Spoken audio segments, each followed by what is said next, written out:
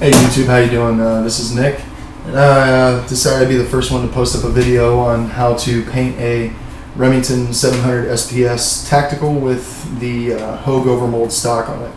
I hadn't seen a video on how to do this, so I figured I'd give it a shot and see how it came out. As you can tell, there's already some light cracking going on, a couple different places. It's going to happen. That's inherent with pretty much any rifle that you paint over, unless you do a hydro transfer, which you can pick up those kits a couple different places. If I can nail one down, I'll put one in the link.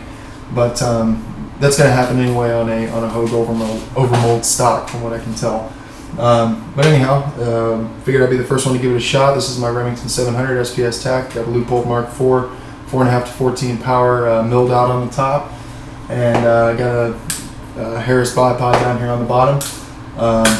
But I'm going to go ahead and show you how I went about doing it. The first thing that I did is I went to Lowe's and I picked up a $2.50 can of Valspar camouflage paint. Make sure that you get the ultra flat, non-reflective. Did a light coat initially over the rifle using the light tan. You don't want to make it too thick or you're going to have even bigger chipping problems. So far, those places that are chipping were just the places that I had picked up the rifle really too soon before it was dry, just to see if it was going to chip, but that was my own fault. I thought the paint was dry and it wasn't.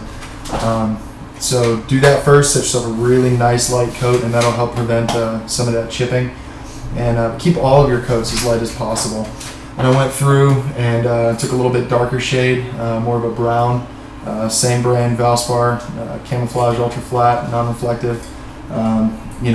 Pretty much did some light sprays all the way down the rifle, just going in kind of a diagonal motion. Did probably about 7 or 8 down the length of the rifle, keeping it as flat as possible. Then I went and backed off a little bit away from the rifle and used a green color. Again, same thing, Valspar, non-reflective, ultra flat. Did probably only about 4 or 5 stripes of that down the length of the rifle, and I kept a good, probably I'd say foot distance away from the rifle when I was doing it. Then let all those dry, obviously, and then went back and stepped probably about 2 to 2.5 feet away from the rifle and did black, and just to give it kind of a grainy, textured look to it. Kept it far enough away so that it didn't actually make lines in it, because it was black to begin with. I don't want it to really be black, and that doesn't go with the camouflage that I was trying to put on here.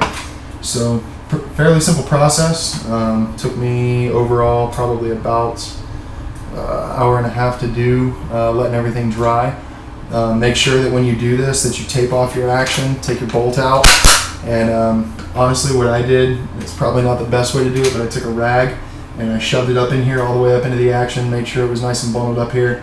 And I don't know if you can see or not, but you can see that there's no paint on the inside of my action there, so I don't have to worry about it getting gummed up or fouled up.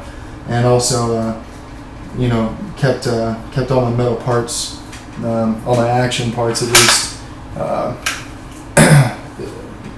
covered. And I went back, and I like to be able to see where my dot is at here, or what power I'm at on my scope. So I just taped off this rear part right here that just shows the numbers, painted over everything else. And actually I need to go back and I need to paint over this, because this is my focus ring, and I can probably do that a little bit better, but I was just trying to knock this out as quick as possible before the wife got dinner done. So but yeah, not very hard. Just expect that you're going to have to repaint it.